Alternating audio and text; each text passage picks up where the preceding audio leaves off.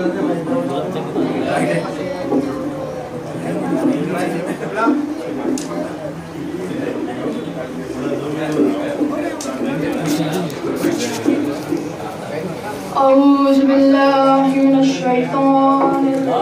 सल्ली अला मुहम्मद व आले मुहम्मद वअज्जिल फरजहुम। बिस्मिल्लाहिर्रहमानिर्रहीम। तमाम तारीफ़ अल्लाह के, दुरूद सलाम मोहम्मद व आले मोहम्मद। अल्लाहुम्मा सल्ली अला मुहम्मद व आले मुहम्मद वअज्जिल फरजहुम। अज़ीज़ान मोहतरम, जैसे ही आपने गौर फरमाया कि मैंने बिस्मिल्लाहिर्रहमानिर्रहीम से शुरू किया, तो इस बिस्मिल्लाहिर्रहमानिर्रहीम का मतलब क्या होता है वो तो हम सभी जानते हैं कि मैं शुरू करता हूँ अल्लाह के नाम से जो बड़ा ही मेहरबान और निहायत रहम वाला है।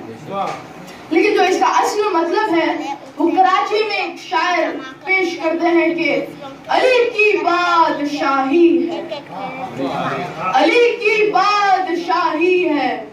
बनी उमैया बनी अब्बास सब के तख्ते उलट गए, सब खबरों में चले गए। अब अली की बात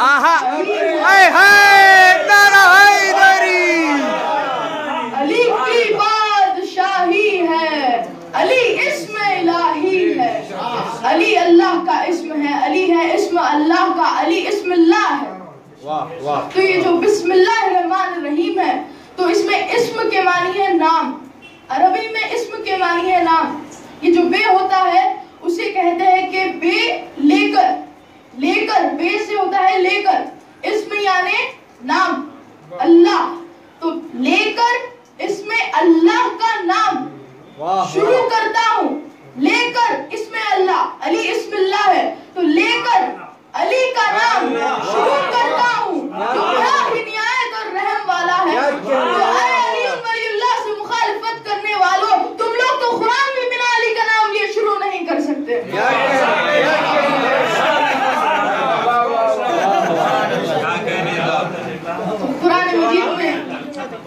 कुरान मजीद में अल्लाह फरमा रहा है कि ये आयत तो हम सबको मालूम है कि अल्लाह फरमा रहा है कि मैंने मट्टी से बशर बनाया, मैंने मट्टी से बशर बनाया, यानी कि ये मालूम होता है जो भी मट्टी से बनता है वो बशर कहलाता है। तो ये हजरत आदम के लिए कहा कि हमने आदम को मट्टी से खल्क किया, हमने आदम को मट्टी से खल्क किया। ये कुरान में कई बार मिला है, ये 7 बार हमें मिला है कि मैंने मट्टी से बशर को खल्क किया, हमने आदम को मट्टी से खल्क किया, हमने आदम को खनखनाती हुई मट्टी से खल्क किया, हमने आदम को गली हुई मट्टी से खल्क किया। तो ये तकरीबन 7 मरतबा हमें ये मिलता है कि हमने आदम को मट्टी से बशर बनाया है। तो जो भी बशर रहता है वो मट्टी से बनता है। तो जो लोग जो उन्हें इतना दर्स में नहीं सिखाया गया है कि जो बशर बनता है वो मट्टी से बनता है, तो फिर जो लोग हैं, जो सहाबी है, पहले मट्टी आई, फिर उसके बाद आदम, फिर आदमी, फिर जो ऐसे सहाबी है, फिर उन्हें उन सहाबी को इतना भी पता नहीं था कि कुरान में अल्लाह 7 मरतबा कह रहा है कि मैंने आदम को मट्टी से बनाया। जब अल्लाह ये कह रहा है तो वो लोग आदम को आप बशर नहीं मानते, वो लोग आदम को अपने जैसा नहीं मानते, वो लोग आदम को नबी मानते हैं। तो कुरान में ये साबित कर दो, कहीं पे ये लिखा है कि मैंने मोहम्मद और अली को मट्टी से बनाया। हाय हाय हाय हाय, वाह सुभान अल्लाह। कुरान में ये कहा गया है कि मोहम्मद और अली इस मट्टी के बाप है। सुभान अल्लाह सुभान अल्लाह, बेशक बेशक, सुभान अल्लाह सुभान अल्लाह। तो पहले जैसे कि अब मट्टी से बशर बनाया, इसका मतलब ये हुआ कि हजरत आदम से पहले मट्टी मौजूद थी, हजरत आदम से पहले मट्टी मौजूद थी। पहले मट्टी, उसे अरबी में तुराब कहते हैं, तुराब। तो पहले तुराब, फिर आदम, फिर आदमी, फिर ये सहाबी। अगर आदम ना होते, ये सब हजरत आदम का सदका है, अगर आदम ना होते कोई आदमी ना होता, तो फिर जो हजरत आदम का नतीजा तुराब है, तुराब का नतीजा अबू तुराब है। तो फिर जो भी मौला अबू तुराब से मुकाबला करते हैं वो उनके जो मुकाबला करते हैं तो यकीनन अपने बाप की औलाद तो नहीं है, क्योंकि आदम तुराब का नतीजा है, तुराब अबू तुराब का नतीजा है। तो कैसा कह सकते हैं कि वो हमारे सलावत पढ़ लीजिए।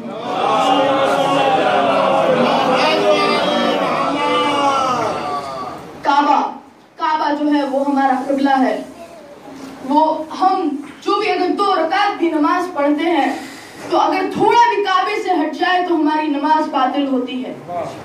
तो इसका मतलब ये होता है कि हमारे इबादत का क़िबला काबा है, हमारे इल्म का क़िबला नजफ है, हमारे इश्क का क़िबला करबला है। इश्क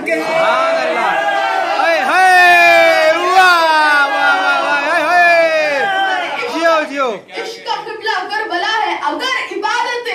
अगर इबादतें बिना इल्म के हो तो वो अबू जहल की इबादतें होंगी, शैतान के सजदे होंगे। शैतान ने भी बहुत सजदे किए थे लेकिन बगैर इल्म के किए थे। शैतान ने तुराब की तौहीन की थी कि शैतान ने कहा कि मैं आग का हूँ और तू इसको मट्टी से तुराब से खल्क कर रहा है तो मैं अफजल हूँ, मैं क्यों सजदा करूँ। तो शैतान ने हजरत आदम की नहीं, शैतान ने तुराब की तौहीन की। इधर कुरान में शैतान की तुराब की तौहीन करने पर इब्लीस कहा गया, अरे इन हरामजादों को अबू तुराब की तौहीन। वाह वाह, बेशक, सुभान अल्लाह, जियो जियो, सुभान अल्लाह, सुभान अल्लाह, वाह वाह वाह वाह वाह वाह।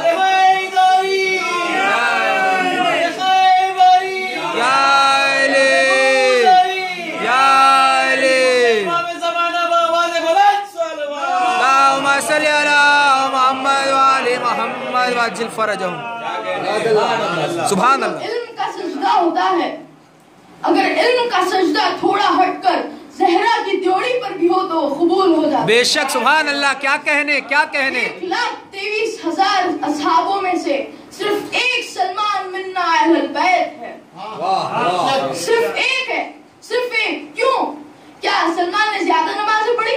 क्या कहने? नहीं, जितनी नमाजें दूसरों ने पढ़ी सलमान ने भी उतनी पढ़ी होगी। जो कलमा दूसरों ने पढ़ा होगा सलमान ने भी उतना वही कलमा पढ़ा होगा। तो हजरत सलमान का जिक्र आया है उनकी मारिफत बताने के लिए। एक मरतबा जंगे खंदक में रसूल खुदा ने कुल्ले ईमान मौला अली को कुल्ले कुफ्र से मुकाबला करने के लिए भेजा। सुभान अल्लाह, सुभान कुल्ले ईमान को भेजा। यहाँ पर मौला रवाना हुए। अब सारे सहाबा इकराम थे, मौजूद थे। तो फिर अब रसूल खुदा ने फरमाया कि आज, सिर्फ आज, जो भी मुझे अली की फतह करने की खुशखबरी ला कर देगा। सुभान अल्लाह, जियो, सुभान अल्लाह। आज सबसे पहले जो भी मुझे अली की फतह करने की खुशखबरी ला कर देगा मैं उसे जन्नत दूंगा। यहाँ पर रसूल का ये सुनना था। सारे सहाबा अकराम ने खैमे को छोड़ दिया, सब चले गए, रसूल को छोड़कर चले गए और वो तीनों भी पहाड़ पर चढ़ गए। अली की जंग देख रहे थे कि अली कैसे जंग कर रहे थे। वो बस चाहते थे कि जल्द से अली की फतह की खुशखबरी ले ले और रसूल के पास जाकर जन्नत हासिल कर ले। वहाँ पर तो सब चले गए थे। जैसे ही रसूल ने कहा कि जो भी सबसे पहले मुझे अली की फतह की खुशखबरी ला कर देगा तो फिर मैं उसे जन्नत दूंगा, वहाँ पर सब चले गए थे। लेकिन यहाँ पर रसूल के दामन के पास एक बूढ़ा सलमान बैठा हुआ है। तो फिर रसूल ने पूछा, सलमान तुम्हें जन्नत नहीं चाहिए? तुम क्यों नहीं गए उनकी तरह? तो फिर सलमान ने ये इश्क की मंजिल है, ये सलमान के मारिफत की मंजिल है। देखिए आपके सलमान क्या जवाब देते हैं, या रसूल अल्लाह, मैं जन्नत की लालच में जन्नत के मालिक को भूल जाऊं?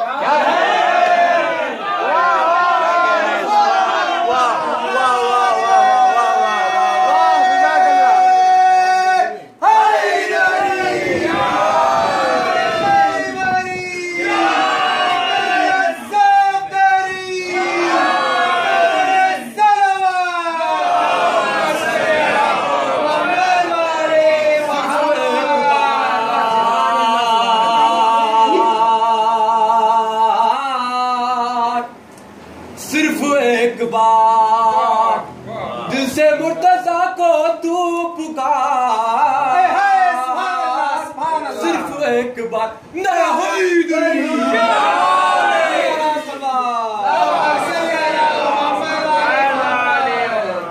तो रसूल ने कहा था कि मैं जन्नत की बशारत दूंगा। तो इसका मतलब ये हुआ कि जंग खंदक तक रसूलुल्लाह ने किसी को भी जन्नत की बशारत नहीं दी थी। अब तक किसी को भी जन्नत की बशारत नहीं दी थी। तो जन्नत की बशारत का जब रसूल खुदा ने बोला तो सब चले गए। कम से कम कुछ 10 को तो रुकना चाहिए था, उन सहाबा इकराम को रुकना चाहिए था। उनका तो कितना बड़ा मर्तबा होता है, तो उनका तो ये मालूम होता है कि वो तो दोज़खी थे, इसलिए वो भी जन्नत के लिए चले गए थे। सलवात पढ़ो।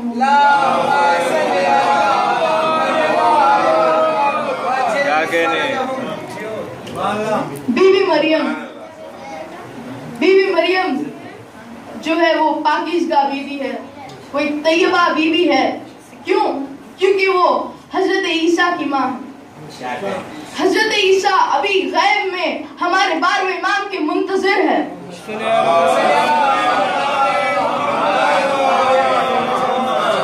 जब हमारे 12वें इमाम का ज़हूर होगा तो फिर हजरत ईसा उनके पीछे नमाज पढ़कर ये ऐलान करेंगे, अरे जो भी विलायत का इकरार करता है उसकी माँ तो पाकीज़ा होती है।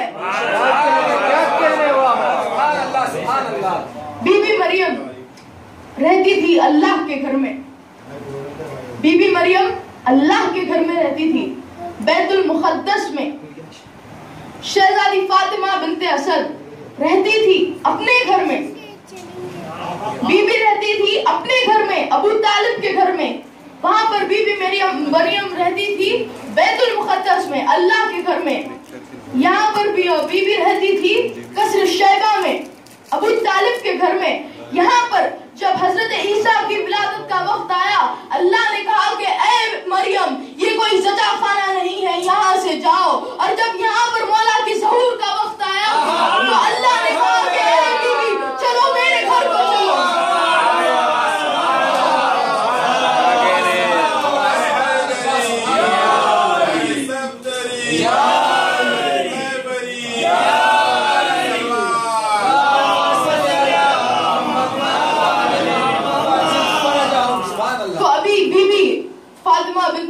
काबे के लिए रवाना हो रही थी कि बीबी का एक कदम अबू तालिब के घर के बाहर था और एक कदम अबू तालिब के घर के अंदर था। बहुत तवज्जो चाहिए कि एक कदम अबू तालिब के घर के बाहर था और एक कदम अबू तालिब के घर के अंदर था। तो उस वक्त जिब्राइल आते हैं और कहते हैं कि ए बीबी, आप इतनी बड़ी अमानत देने जा रही है कि अल्लाह कह रहा है कि अगर मैं बदन रखता तो फिर तेरे इस्तेमाल के लिए ज़मीन बनाता। ये शरफ ये मर्तबा किसी को कब मिला? ये शरफ ये मर्तबा किसी को कब मिला? मदर अली है शरफ ये आपका, शक हुई है काबे की दीवार सिर्फ एक बार।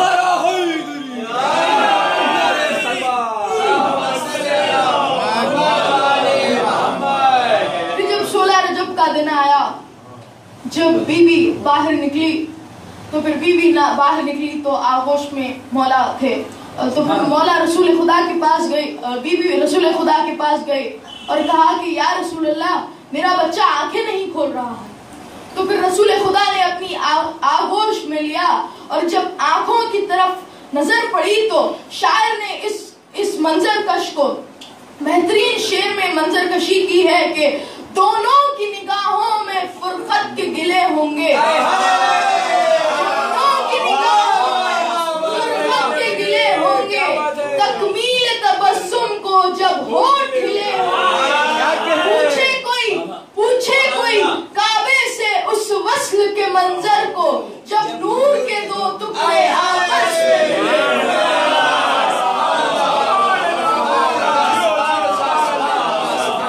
चैन दुनिया में मिले, राहत मिल जाए, उनका सरीखा मिल जाए।